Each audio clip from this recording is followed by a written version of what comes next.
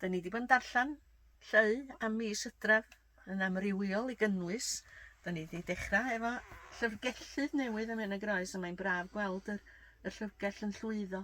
Digwyddiadau ysgol Dyffryn Nantlle, maen nhw'n dda iawn yn cyfrannu tuag at yn papur lleol ac yn amlygu llwyddiannau disgyblion difyr iawn a'r holl weithgareddau sydd yn mynd ymlaen yn yr ysgol honno.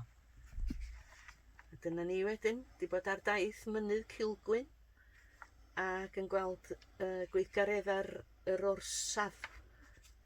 Ac mae yna un difyr iawn yma am Sydney Louise o Benagroes sydd wedi cael prentisiaeth hefo Airbus, a mae hynny yn dipyn o gamp chwarae teg iddi hi ar ei llwyddiant. Ac wrth gwrs, da ni wedi bod drwy'r pentrefi. Da ni wedi rhoi yr newyddion o'r gwahanol bentrefi ar holl gymdeithasau a'r gweithgareddau sydd yn mynd ymlaen yn yr ysgolion cynradd ni hefyd